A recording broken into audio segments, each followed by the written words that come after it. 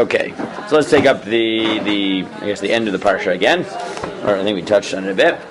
So we noted at the beginning of the week that Chayesara is interesting in the sense that it's not really a story about Avraham or a story about Yitzchak. It's a transition parsha which emphasizes the fact that Yitzchak doesn't have so much, time in discussion in the Torah itself, but Avram's story really finishes in Vayera. Now you really get this feeling at the end of the parsha, right? Because after the whole saga in the middle, right, it takes up the majority of the parsha. There's the saga of Ephron, and then there's the saga of finding a wife for Yitzchak. Once that closes, you get Vayiviyah Yitzchak ha'ola Sarayimo v'kachar Rivka v'dilo li'isha ve'aveh v'inachem Yitzchak achareimo. Yitzchak brings in Rivka. Then suddenly, right, this man who we've heard about for several parshiot, who struggles with children, both number 1 and number 2, right, has all types of drama, right? You get Perek Chafei is Vayosim Avram vayikach isha u'shma Keturah. He marries another wife named Keturah, right, Avram. Vatil lo et Zimran vet Yakshan vet Midan vet Midyan vet Yishbak vet Shuach. Right? In one pasuk, right? You think about the difference of how many pasukim are dedicated to the drama of having Yishmael, the problems of having Yishmael, having Yitzchak, the problems of having Yitzchak, almost killing Yitzchak, v'chulei, right? And now you find in 2 psukim that Avram gets remarried and has Zimran, Yakshan, Midan, Midyan, Yishbak, Shuach, 6 more kids, right? And then you find that basically they're, right, these like empires, right, that they build, or whatever, not empires, but these clans that come from them. Yakshan Yalad et Shiva vet Didan v'nei Didan hayu ashrimu tushim lomim u'v'nei Midyan Efa v'Efer Chanoch v'Avida v'Elda Kol b'nei Keturah, right? Like in 4 psukim you find out that he had kids and grandkids and clans and right. Vayitein Avram et kol asher lo liYitzchak. V'livnei v'lakshim asher l'Avram natan Avram matanot v'shalchem al Yitzchak b'no b'odenu chai kedma al eretz kedem. I've heard that the matanot were like koach hatuma. I've heard that somewhere. I don't know. Great. No. I know where you heard that. Where's it from? Rashi. But also in Avram's old age. Yeah. What? This is in chronological order? Yeah. He's old. He's like 100 and God knows what. Right? I guess remember they had said like, Avram's with Sarah. I mean, the simple pshat is that's what it is, right? This is chronological because it's Vayosef, right? Right? It sounds like it happened afterwards, right? Wasn't this like an unusual thing? When Avram had Yitzchak, wasn't that supposed to be like miraculous? Good, right? So this is all very, very strange. So this is a lot more. This isn't like one more. 6. I know. It's a bit wild.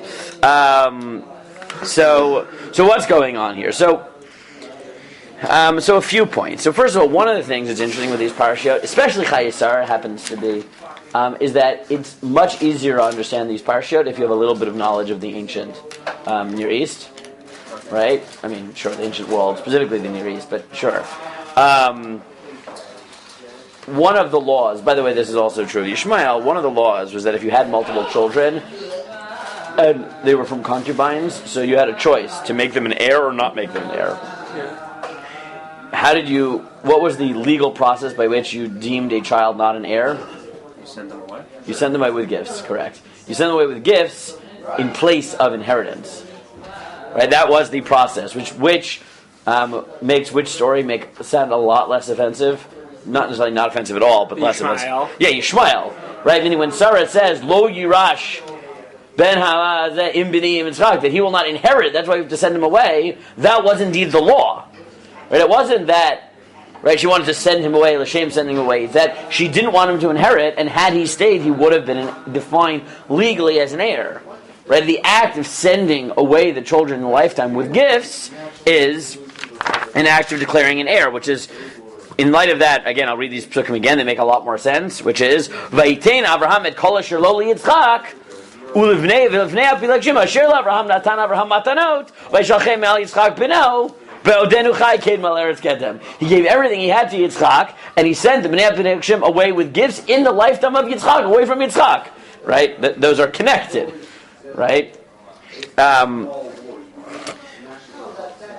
that's one point that's just sort of important to realize, that if you have a little bit of that background, that it actually makes a lot of sense what's going on here, right? He's having another marriage, a marriage in old age, and something that has become more and more popular, to be fair. You know this, right? One of the things that's become much more popular is people getting married in their old age. People are living a lot longer, right? So you lose a spouse, you still might live for another 10, 15, 20 years, even if you're pretty old already, and therefore, right, meaning it's not crazy that you want someone, right, meaning even if he was whatever he is here, 100 and I don't know what, right, he lives a long time, right, as we find out,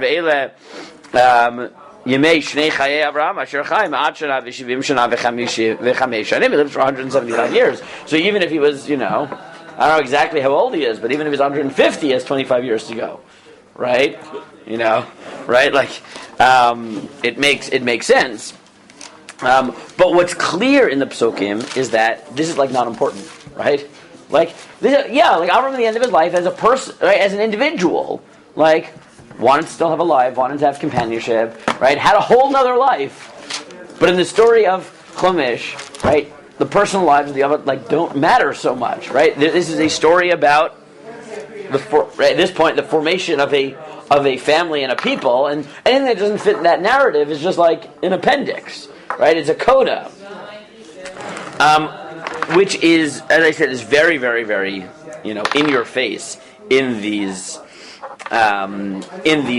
parshiot, and for that reason, the flow of these parshiot is that we find out about it, but this sort of the central thrust of it is that we find out about it and we deal with it and done, right? We explain why that's not part of the story. Right, and then you get after that. By the way, the Rav Hirsch has a nice piece where he argues, right? Chazal claim that Keturah is Hagar, and that Yitzchak is the one who actually brought her back. Rav Hirsch takes this as Musar, right? That people should be okay with their parents remarrying and realizing that they are allowed to have a life, even if it's hard, right? Hard emotionally for the children, right? You have to deal with that, right? Your parents are still people; they're not only parents, and they can get right. He gives this whole interesting drasha there, which may indeed be pshat in Chazal, right? Pshat in the Midrash that Yitzchak went to get Hagar. That it's hard for him, but he wanted. But anyways, but I think what's just important to realize is what I said. Is the fundamental point here is that the story of Chumash is not the story of Avraham as a person. It's the story of Avraham as the father of a nation. Therefore, the Torah tells you all this happened, and basically what it focuses on is the way in which it comes to be that despite the fact that Avraham had more children, they're not part of the story. So we just run through it and we're done. And then you hear that he dies. So now he does have two main sons. Now what might you have thought? Those other kids were also... Well, no, the other one's not, but what might you have thought? The other kids are not heirs, but Yishmael is still part of the story. What do you find out? What is the next psukim? His son. Ve'ela toldot Yishmael ben Avraham asher yalda Hagar b'shivcha shivcha l'Avraham. Right? Is we write out Yishmael's story, right? We finish up the Yishmael story, right? And then next week's parsha starts Ve'ela toldot Yitzchak. Right, and a point that we made before is that these toldot being the backbone of Bereshit and highlighting, the sort of framework for the narrative becomes very clear here, right? That we talk about Avraham, but simply by based on the number of psukim that we give to different children, right? We give 200 psukim to the Yitzchak, Yishmael narratives, and 3 psukim to remarriage and 6 kids, right? And the fact that then we just sort of write that whole story and right away write Yishmael's story very quickly and then get back to Yitzchak, right? The very structure of Bereshit is trying to point us to the fact of what the central narrative is in Chumash, right? And I think that's just something to be sensitive to when you're reading Chumash, is the way in which the stories we tell, the stories we don't tell, when we tell those stories, and how long we tell those stories, for how much they point to what is central in the narrative, what the story is actually being told. Okay, so those are the parts that no one ever thinks about in the Parashas.